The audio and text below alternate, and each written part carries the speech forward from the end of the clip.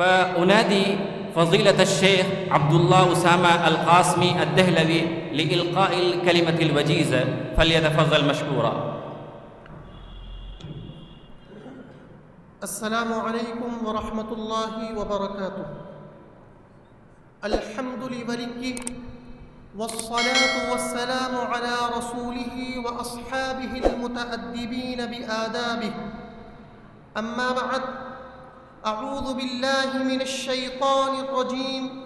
بسم الله الرحمن الرحيم. الرحمن علم القرآن خلق الإنسان علمه البيان. وقال النبي صلى الله عليه وسلم: إن من البيان لسحرا.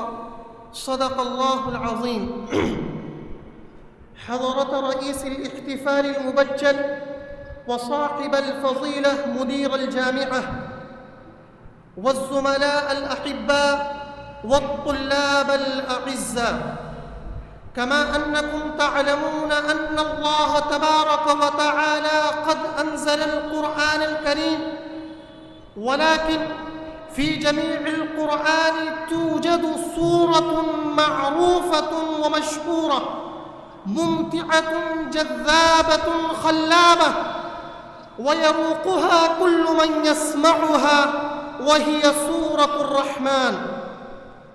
هذه هي السورة التي تحمل في طياتها الكلمات الممتعة، ومن ناحية أخرى المعاني الجميلة، وهي إن الله تبارك وتعالى قد بدأ هذه السورة بكلمة الرحمن. من الممكن أن يقول الله تبارك وتعالى الرحيم كما نقرأ ونبدأ بسم الله الرحمن الرحيم، ولكن الله تبارك وتعالى اختار هذه الكلمة. لماذا؟ لأن كلمة الرحمن تصف الرحمة والمغفرة وصفاً دقيقاً، وصفاً كاملاً، وصفاً شاملاً بالنسبة إلى كلمة الرحمن.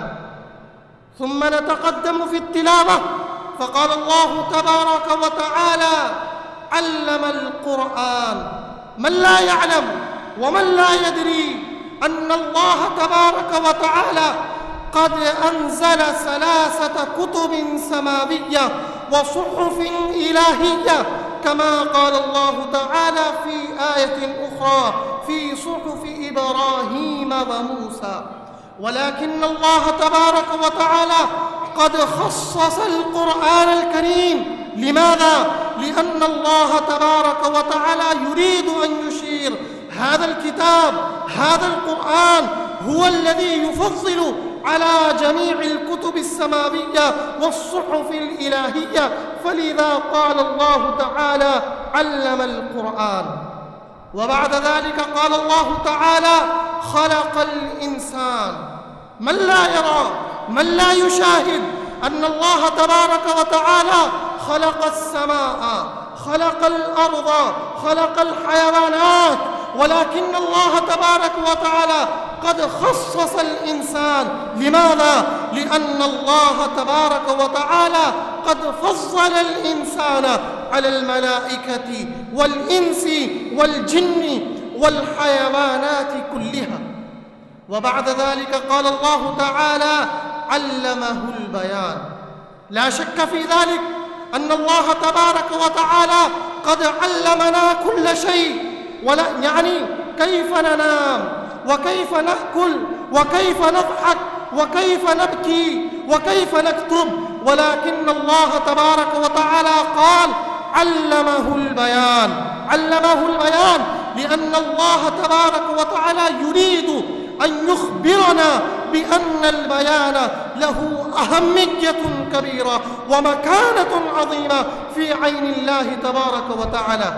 هذه الأهمية الذي بينتها أمامكم في عين القرآن والحديث، ولكن الخطابة نظرا إلى متطلبات العصر، هذه الخطابة أهمية كبيرة.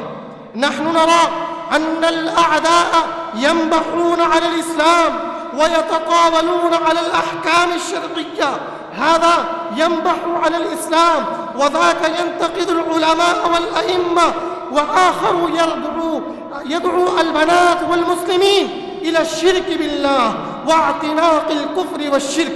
فلذا مما يجب علينا على أهل العلم بصفة خاصة أن يتعلموا هذا الفن لكي يكافحوا هؤلاء الخونة، هؤلاء الظلمة، هؤلاء الجبرة، هؤلاء الغدرة بلسانهم، لا حاجة إلى مزيد من الوصف. عزیز طلبہ، محترم بزرگوں، دوستوں، جیسا کہ آپ کو معلوم ہے کہ خطابت کی بہت اہمیت ہے۔ خطابت اللہ کی طرف سے ایک ایسی صلاحیت ہے کہ خطیب کے اندر، ایک مقرر کے اندر اتنی طاقت ہوتی ہے کہ ایک مقرر اپنی زبان سے وہ کام کر دیتا ہے، ایک مقرر اپنی زبان سے معاشرے کے اندر وہ تبدیلی پیدا کر دیتا ہے کہ جس تبدیلی لانے کے لیے اور جس بگاڑ کو ختم کرنے کے لیے ایک جماعت اور گروپ کی ضرورت ہوتی ہے۔ میں ایک بات کہہ کر آپ سے اپنی بات کو ختم کرنا چاہتا ہوں۔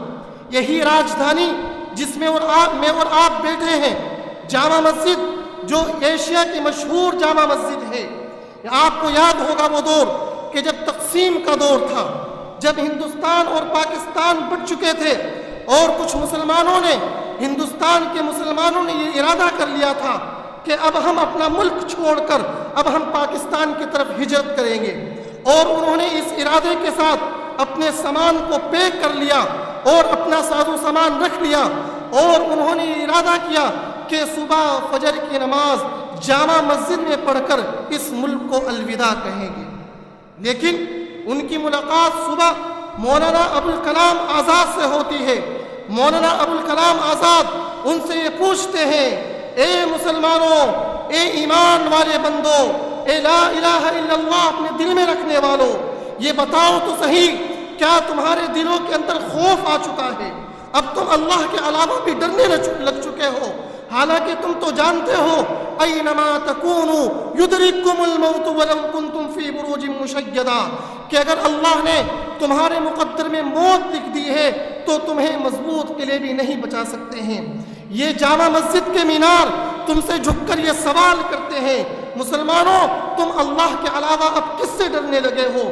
جب مسلمانوں نے مولانا ابوالکلام آزاد کی تقریر سنی تو انہوں نے اپنے بستر کھول دیے اور انہوں نے بیک زبان کہا، ابوالکلام آزاد، اب ہم یہ قسم کھاتے ہیں کہ اگر ہم زندہ رہیں گے تو اس ملک کے اندر ہی زندہ رہیں گے، اور اگر ہم مریں گے تو اس ملک کے اندر ہی مریں گے۔